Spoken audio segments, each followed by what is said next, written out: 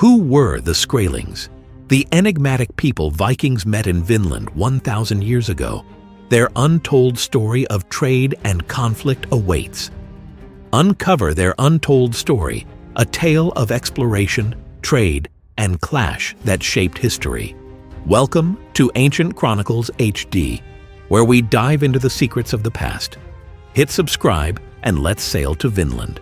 Around 1000 AD, Norse explorers from Greenland ventured west, chasing tales of fertile lands. The saga of the Greenlanders and Eric the Red's saga, written centuries later, tell of Bjarni Herjolfsson, blown off course in 985 AD, sighting a wooded coast but never landing. Then came Leif Erikson, Eric the Red's son, who boldly explored this new world. He named 3 regions: Helluland, a barren land, likely Baffin Island; Markland, rich with forests, possibly Labrador; and Vinland, a fertile paradise, now believed to be Newfoundland. Why Vinland? Pollen samples from Lonso Meadows, the only confirmed Norse site in North America, show signs of cultivation, hinting at the grapes the sagas described. But who were the Skraelings? The Norse used this term, possibly meaning dried skin for their furs or yellers for their language, to describe the indigenous peoples of Vinland and Greenland.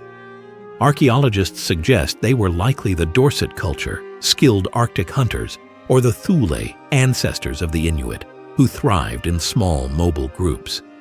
Some speculate Beothuk or Algonquian tribes, but radiocarbon dating leaves their identity a mystery. These were no mere barbarians, as the biased sagas claimed. Skraelings hunted seals, deer, and fish with stone-tipped arrows, navigated in kayaks, and used dogs for transport. Their camps, like those on Skraeling Island off Ellesmere, had sod houses and food caches, showing a resilient, adaptive culture. The Norse Skraeling encounters began with promise. Thorfinn Karlsefni, leading 150 settlers to Vinland around 1010 AD, traded red cloth for Skraeling furs. Picture this: Vikings unfurling bright fabric under a Vinland sunset, Skraelings offering pelts in return. But cultural gaps sparked trouble. The Norse offered milk, unaware Skraelings were lactose intolerant, leading to illness and suspicion of poisoning. Trust frayed. Thorvald Eriksson, Leif's brother, ignited conflict by killing 8 Skraelings sleeping under canoes, an unprovoked act. The retaliation was swift. A hail of arrows, one fatally striking Thorvald. The sagas describe Skraelings using fire-tipped arrows, a tactic that overwhelmed Norse wooden defenses. Lonso Meadows, discovered in the 1960s by Helga and Anstein Ingstad, tells more. This site, dated to 1000 AD, had sod longhouses, iron nails, and a bronze pin, matching Greenland's Norse settlements. Yet it was temporary, housing perhaps 50 people for a few years. Why? The Skraelings' resistance was fierce. Outnumbered, the Norse faced relentless ambushes. A 1379 Icelandic Annals entry notes Skraelings killing 18 Norse in Greenland and capturing 2 boys, hinting at ongoing tensions. Here's a lesser-known gem.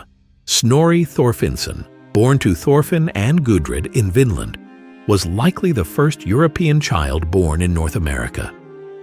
Imagine a Viking mother cradling her newborn in a sod house, far from home. This humanizes the saga, showing families dreamed of a new life.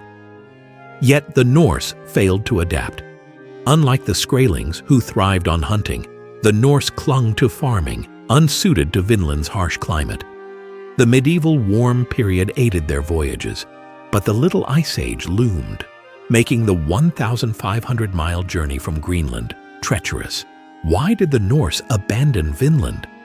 Conflicts with Skraelings were key. The sagas, likely narrated by Thorfinn, paint the natives as wretches, but Skraelings were tactical, using kayaks and arrows to outmaneuver the Norse. Resources also dwindled. Vinland's grapes were likely berries, and timber was less abundant than hoped. Isolation from Greenland sealed their fate.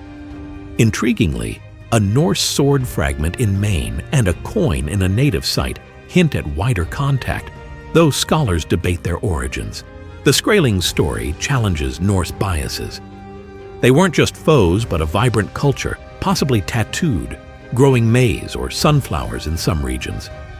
Their resilience outlasted the Norse, who vanished from North America by 1020 AD. What's the real mystery?